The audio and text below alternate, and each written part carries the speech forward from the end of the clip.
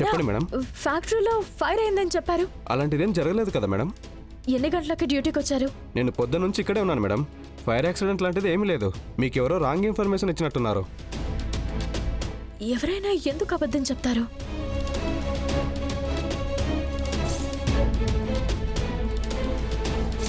ఒకవేళ ఇది కలోజీ చేయించిన పని అయి ఉంటుందా?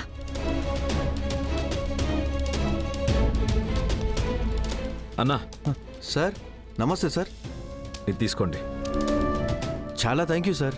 సార్ ఈ విషయం బయట ఎవ్వరికీ తెలియకూడదు, ఓకేనా? ఖచ్చితంగా తెలియదు సార్. వెళ్ళండి.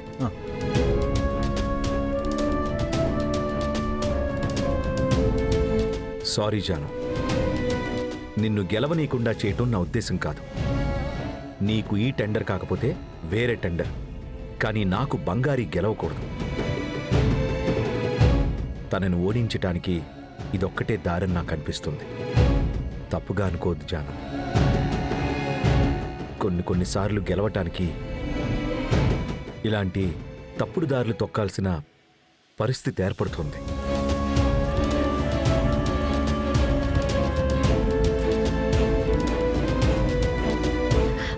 అన్నా, చెప్పండి మేడం. సెక్రటేరియట్ కి వెంటనే వెళ్ళాలి. తొందరగా వెళ్ళండి. ఈ పాటికి టెండర్ అయిపోయి ఉంటుంది కదా మేడం. అన్నా, ఇంకా కొంచెం టైం ఉంది. మీరు ఎంత ఫాస్ట్ గా వెళ్ళగలరో అంత ఫాస్ట్ గా వెళ్ళండి. సరే మేడం.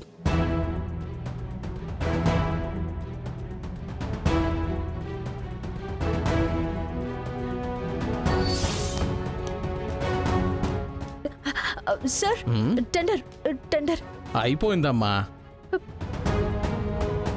ఇంత లేటుగా వస్తాయి ఎలా? సార్, న్యాయంగా టెండర్ మీ చేతికే రావాలి, కానీ మీరు టైంకి రాలేదు. అందుకే మీకు తర్వాత కోట్ చేసిన కాలోజీ గ్రూప్కి ఇచ్చేశాము.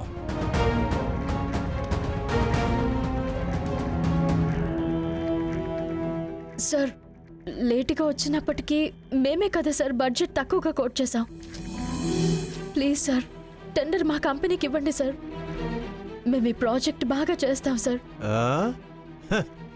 మాకు ఇందులో చాలా ఎక్స్పీరియన్స్ ఉంది. మీకోసం రూల్స్ అంతా మార్చలేం కదమ్మా.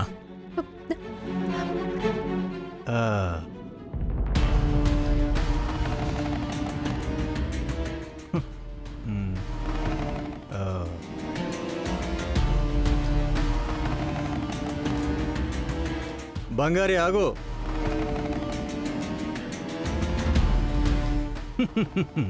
ఝాన్సీ ఫుడ్స్కి నమ్మిన బంటు వంట కదా. ఏమ్మా, ఎంటర్ ఎన్ని గంటలు జరుగుతుందో నీకు తెలీదా? ఇదేనా నీ తెలివి? సరిగ్గా టైం కూడా ఫాలో చేయి నిన్ను నమ్ముకునుందా ఝాన్సీ? నేను లేటుగా రావడానికి మీరే కదా కారణం.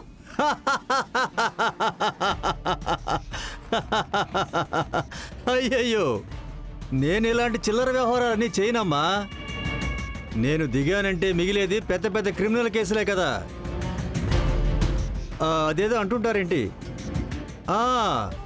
Criminal history. అలాంటి హిస్టరీ ఉంది మనకి. నేను చూడని కోర్టు లేదు, నా మీద పెట్టని కేసు లేదు. లేపేయడం నుంచి కాల్ చేయడం వరకు అన్ని కేసులు చూశాకే మనం ఇక్కడ ఉన్నాం. మీ ఝాన్సీ అమ్మలాగా నేనేమి క్లీన్ స్లేట్ కాదు. నన్ను అంత ఈజీగా ఎవరు తట్టుకోలేరు. ఇద్దరు ఆడవాళ్ళు కలిసి నన్ను ఆడుకుందాం అనుకుంటున్నారు కదా. ఓహో, ఆడవాళ్ళంటే నీకంత తేలిక? ఈ నిమిషం వరకు నువ్వు ఈ ఫీల్డ్లో మూలన నిల్చుని వేడుక చూస్తున్నావు చూడు. అలా మూల ఉండడానికి కారణమే ఝాన్సీదేవి అనే ఆవిడే. అది నువ్వు మర్చిపోవద్దు. ఇంకా ఏమన్నా క్రిమినల్ హిస్టరీయా? అలాంటి పనికి మాలిన హిస్టరీ ఏది మా ఝాన్సీ అమ్మకి లేదు. ఆవిడ జీవితంలో కష్టం మాత్రమే ఉంది. ఆవిడ చరిత్రని 100 మంది ఎగ్జాంపుల్గా తీసుకుని ఎదగలరు. కానీ మిమ్మల్ని కనీసం తలుచుకొని కూడా లేరు కదా సార్. దారి పక్కనే మురిక్కాలు ఉంటుందే, దానికంటే గబ్బు మీ చరిత్ర. దాన్ని పోయి ఇంత గర్వంగా చెప్పుకుంటున్నావు. ఓహో, ఓడిపోయానని బాధపడకుండా నిన్ను నువ్వే ఓదార్చుకుంటున్నావమ్మా. ఓదార్పు కాదు సార్, నిజంగానే మాట్లాడుతున్నా. ఆ రోజు మినిస్టర్ని చూడడానికి వచ్చారు కదా, ఎందుకు మిమ్మల్ని గుమ్మం దగ్గరే ఉంచేశారు? మేం వెళ్ళిన తర్వాత అయినా మినిస్టర్ని కలిసారా లేదా? చూసుండరు కూడా. ఎందుకంటే మీరు చెప్పారు కదా క్రిమినల్ హిస్టరీ, అది ఆయనకి బాగా తెలిసే ఉంటుంది. కానీ ఝాన్సీ అమ్మని కారు దగ్గరకొచ్చి రిసీవ్ చేసుకుని వెళ్లారు, చూశారు కదా. అది కదా సార్ మర్యాద. ఇప్పటికిప్పుడు ఫోన్ చేసి ఝాన్సీ అమ్మ చెప్తే మినిస్టర్ నుంచి సీఎం వరకు అందరూ మాట్లాడతారు. ఆవిడ అడిగితే ఏ పనైనా చేసి పెడతారు. కానీ ఆవిడ ఎప్పుడూ కూడా దాన్ని ఉపయోగించుకుందే లేదు. ఝాన్సీ అమ్మ చెప్తే అది కరెక్ట్గా ఉంటుందని అందరూ నమ్ముతారు. మిమ్మల్ని నమ్ముతారా? ఇదిగో ఈ టెండర్ని తీసుకోండి, ఇప్పుడు కట్టాల్సిన అమౌంట్ని రేపు కడతానని చెప్పి చూడండి. అదైనా నమ్ముతారేమో చూద్దాం. నమ్మలేరు సార్. అదే ఇక్కడ మీకు ఝాన్సీ అమ్మకి ఉన్న వ్యత్యాసం. అడ్డదారిలో పోయి ఆవిడ్ని ఓడించాలనుకుంటున్నారు కదా, నేనున్నంత వరకు అది జరగదు. ఇప్పుడే కాదు, ఎప్పటికైనా సరే మా ఝాన్సీ అమ్మనే బెస్ట్. ఈ టెండర్ తిరిగి మా చేతికే వస్తుంది, వచ్చేలా చేస్తాను.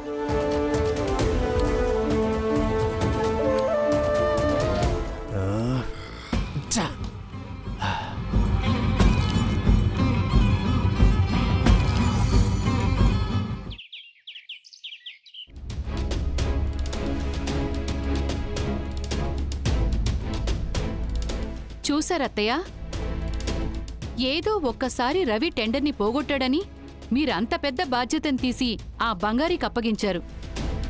ఇప్పుడేమైంది? మళ్ళీ అదే జరిగింది. మీ ముందు ఊపిరి తీసుకోవడానికి ఆలోచించే ఆ కాళోజీనాథ్ ఇప్పుడు ఊరు మొత్తం మిమ్మల్ని ఓడించాను అని డప్పు కొట్టుకుంటున్నాడు. మిమ్మల్ని ఇలా చూస్తుంటే నా గుండె తరుక్కుపోతోంది అత్తయ్య. చాలా ముఖ్యమైన టెండర్ అని చెప్తూనే ఉన్నారు కదా, ఇప్పుడు అది పోయింది. రామ్మా రా, నీకోసమే మేమంతా ఎదురు చూస్తున్నాం. మొత్తం ఝాన్సీ గ్రూప్ పేరుని నాశనం చేసేసి వచ్చావు కదా. దాందేం పోయిందిలే వదినా, లాభమా నష్టమా? నెలైతే దాని అకౌంట్లో జీతం వచ్చి పడిపోతుందిగా. బాధ్యత అనేది ఇన్బిల్ట్ గా లోపల ఉండాలి, కానీ ఊరికే సెంటిమెంట్ గా మాట్లాడి ఏం మారిస్తే రాదు. ఎప్పుడు చూసినా మాటకి మాట చెప్తూనే ఉంటావు కదా, ఇప్పుడేమైంది? మాట రావడం లేదా? మాట్లాడు చూద్దాం.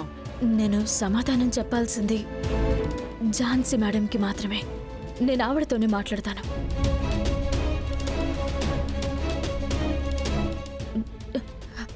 ఝాన్సీ అమ్మా, నువ్వెందుకు లేటుగా వెళ్ళావు? అంటే ఝాన్సీ అమ్మా, అది ఎలాంటి కారణమైనా సరే ఇది చాలా చాలా ముఖ్యమైన టెండర్ అని నేను నీకు చెప్పానా లేదా?